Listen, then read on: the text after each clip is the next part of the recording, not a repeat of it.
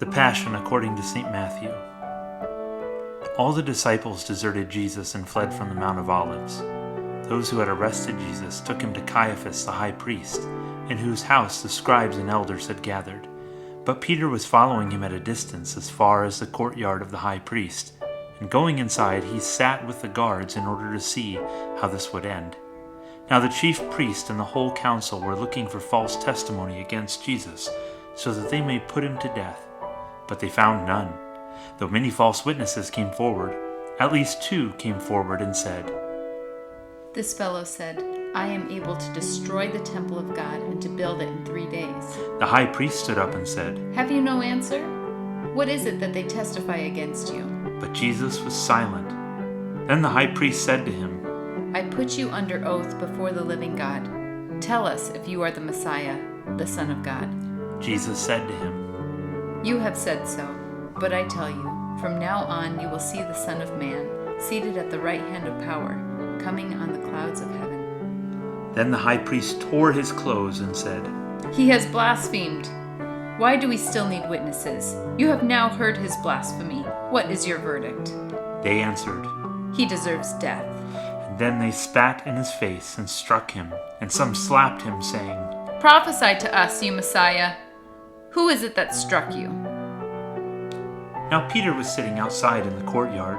A servant girl came to Peter and said to him, "You also were with Jesus the Galilean." But Peter denied it before all of them, saying, "I do not know what you are talking about."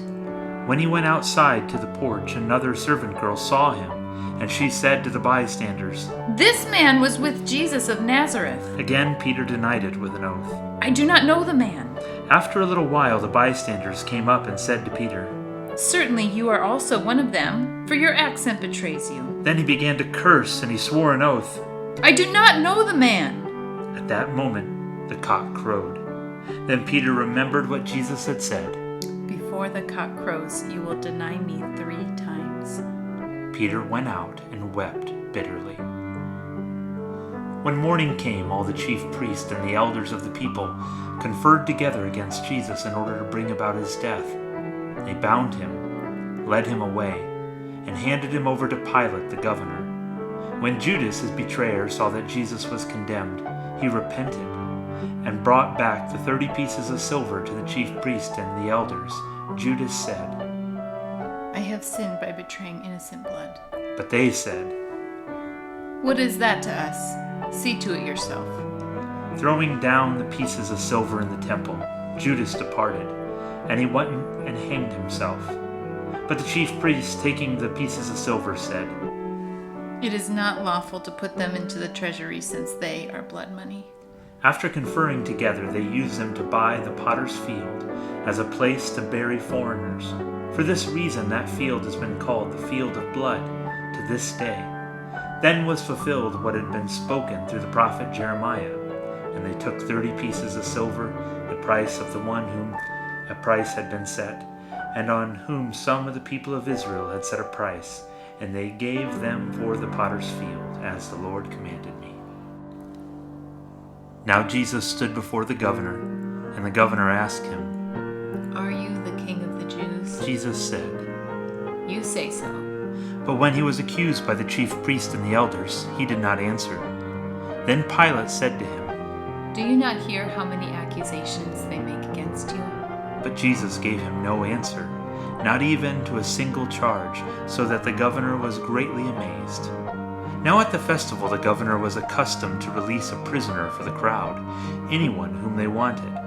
At that time they had a notorious prisoner called Jesus Barabbas. So after they had gathered, Pilate said to them, "Whom do you want me to release for you? Jesus Barabbas, or Jesus who is called the Messiah?" For he had realized that it was out of jealousy that they handed him over.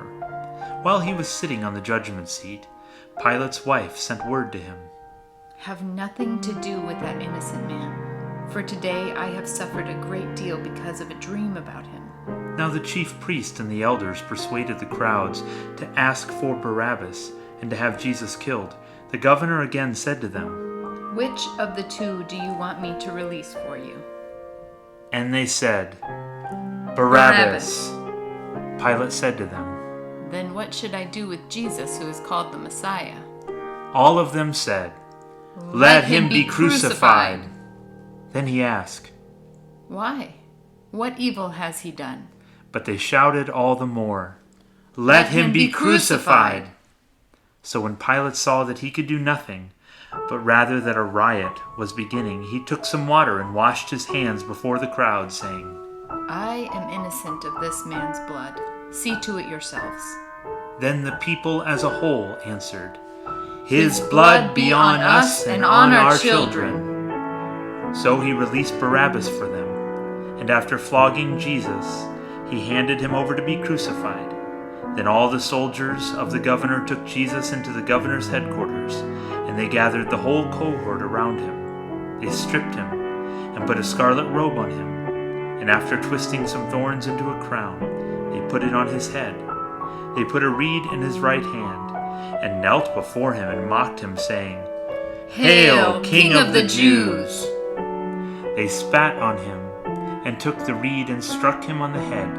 After mocking him, they stripped him of the robe and put his own clothes on him. Then they led him away to crucify him.